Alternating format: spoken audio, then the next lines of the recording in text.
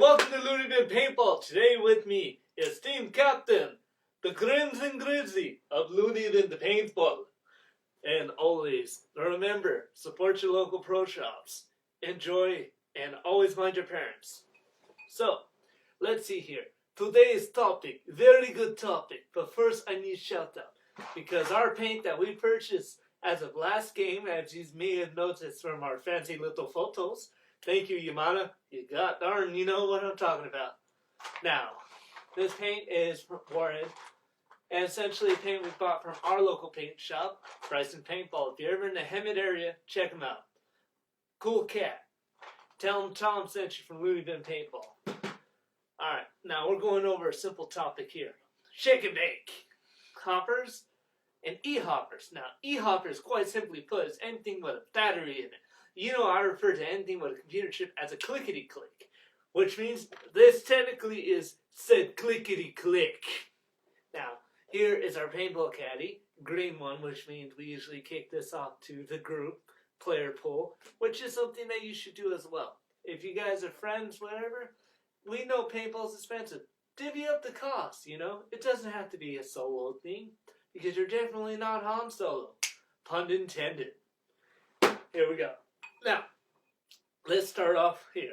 Now, again, we got the standard shake and bake hopper, which you can get from a pro shop, Wally World, Sports Authority, Sporting Goods Store, your cousin's Aunt Frank dirty, twice removed cousin somehow that there's a long, elaborate definition, you don't know why they keep talking, person in your family has it in his attic from 1992. And you want to get into sports, he throws it on your semi-automatic gun, which may be a Tippmann 98, as most people may have seen. Maybe not the modern players, because it seems like field rentals are going more for the Tippmann FT12, the flat top. You know, the thing kind of looks like an Uzi, yellow grips. It says rental screaming on it. It is still based on the 98 internal solid marker, or even a Spider, Exodin, what have you. If you bought any of those things I've listed from a sporting goods store, pro shop, it comes in a player pack. So you're going to get a mask for this cute little face, a shake and bake hopper, a CO2 cartridge, either a single use or multiple, depending on how lucky you is. And it'll get you playing. You know, you'll get your paintballs. I hope none paint out. And you just essentially fill it up. Go out with the proper PPE, which usually consists of your mask. If you're under 18, a consenting adult. And of course, my personal favorite, a buddy to shoot at. Or enemy, depending on how you do it, you know. What have you. But again, let's get back to it. We're going to be going over some simple pros, cons of both of them. At first, we're going to do a feeding test, which essentially means we throw the paint in the hopper, put it back in the pod. Now, if it feeds consistency, we're good to go. If it doesn't, we'll explain why. Kind of the science behind it. I know, nerd. No offense to nerds, because we do understand the dictionary definition of it. But we're wearing off topic. Swing. Alrighty then. Let's start off with, again, our shake and bake. Standard. Well, you know, spring release lid. Custom paint job, courtesy of looneybin Paintball. If you want that snakeskin look for your hopper, let me know in the comments below. Now this right here, this little fancy doohickey is called a feed neck. Why is it called a feed neck? Well, let's see. You put the balls in the container like so. This is a die pod complete with press button locking lid. Booyah! Feed it in here. Paintballs. And through here you'll notice they'll come out. Two came out. Now this is a shake and bake. For those of you that aren't familiar with said term, let me explain.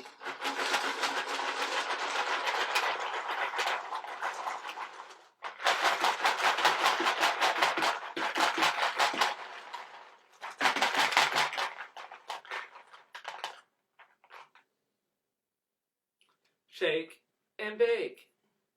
Now, again, there's nothing wrong with this hopper. It does its job for all intended purposes. It's just when you put it into said gun, the feed neck, which will attach itself, the male feed neck, into the female feed neck part. Science.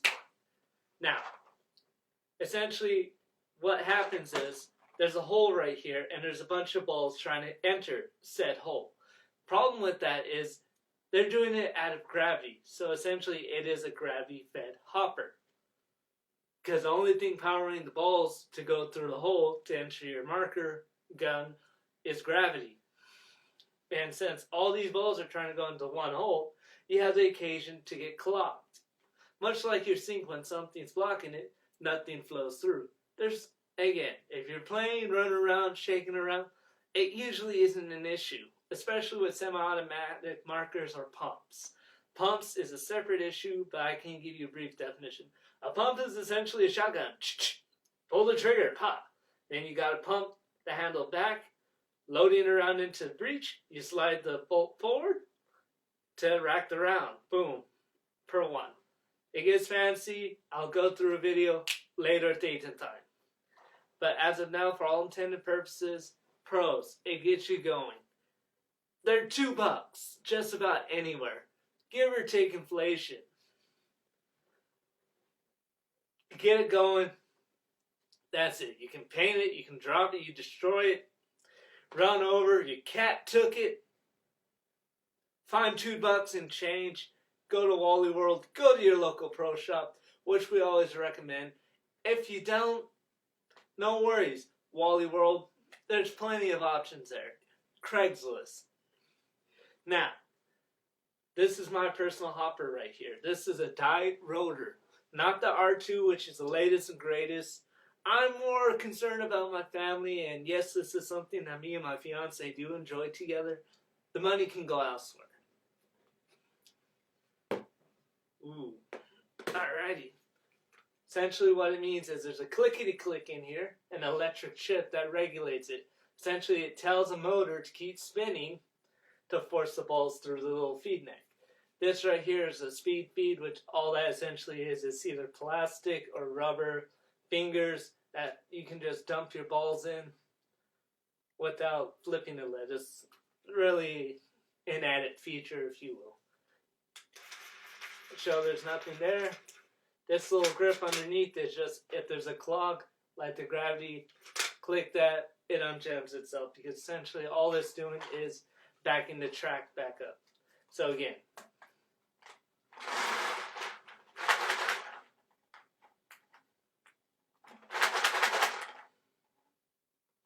I'm in the garrison right now, so yes, I am concerned about balls. I just lost one. If you ever drop a ball, even on clean surfaces, whatever, refrain from putting it in your gun or back in the hopper. We'll go over that with the ball video, paintball video later, date and time. But essentially, have it loaded, and it fills. Again, see how it's not filling?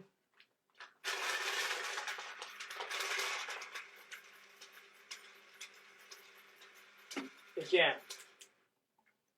So yeah, that's it. So all it is electronically telling a motor to spin or aggravate the paintballs depending on what electric hopper you get. I personally chose the Rotor 1, or simply because it was durable. At the time I purchased this a couple of years back, they've been out for a long time. I got it at a good price. I think I got it for like $90, if not cheaper. Used, lasted me for years. I haven't really had an issue with it. Clean it. Always clean your equipment, whether it's shake and bake or the electric hopper. Now, pros and cons. Let's go. I know I keep going back and forth with it. Bear with me. Pros, dirt cheap. Talking about shake and bake, $2 again. Works on any gun. Really, does it perform? Like if you put it on a $1,000 gun and you're shaking and baking and you're popping balls because the timing of the ball isn't matching with the gun, that could be a number of issues. Electric, it's just going to constantly feed them through, so as fast as you pull the trigger, you're going to get it you will still get ball breaks, but not as consistent as you would with shake and bake. And if you don't get ball breaks, there's always a number of issues. At the end of the day, it comes down to the player. You have the power to decide, We all love the sport. Play responsibly. You can either play with a shake and bake or an electric hopper.